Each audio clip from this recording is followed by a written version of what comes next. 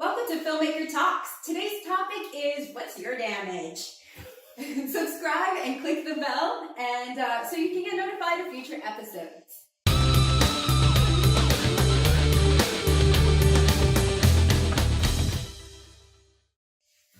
Alright, so today we're going to be talking about damaging a character. For me, I love TV shows. I watch TV shows a lot more than I actually watch films.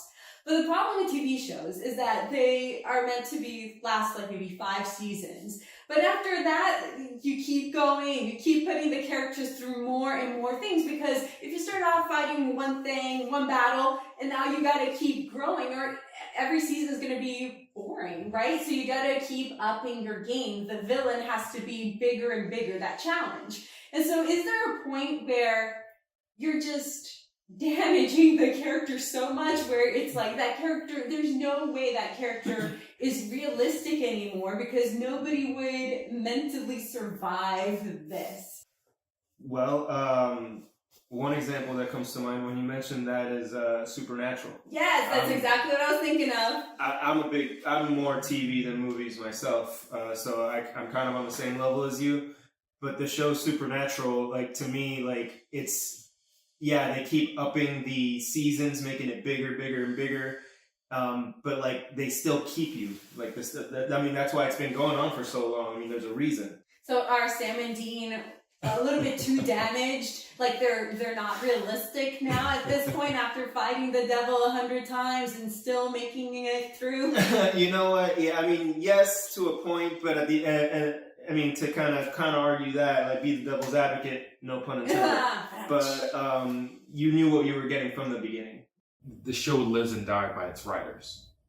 You know, I think the ability to come up with interesting material that takes the main essence of why you fell in love with that particular pilot or that first season and carry through season by season is always going to center back around them understanding what caught the audience and how to expand on that route. But I think it's both a good thing and a bad thing, you know, because what I just from a TV viewer, you fall in love with the guest stars that come on the show, and then those guest stars get their own instant kind of pivots, you know, has its own self-feeding purpose. You as an actor, though, I mean, can you see yourself like going through so much crap and still keeping that same character? Because they typically don't change very much. No, they don't. But I think from an actor, just as maybe a director or a producer, the goal is, this is your little box, and how are you going to learn, improve, and make the best of the experience, you know? And I think just taking that footstep, that first step forward, and that intention of that step is always gets you the end result always is a good experience, and you learn something, which is always the goal. Yeah.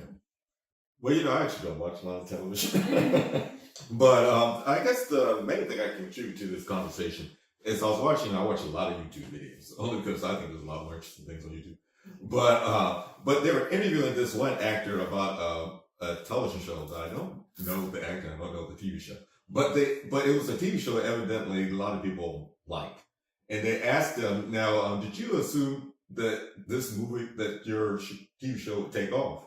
And he said, well, that's assuming that we didn't believe in what we were doing. So what that made me think, relative to your question, is that sometimes when TV shows are first conceptualized, they're conceptualized that they are reinventing something new that they have to contribute.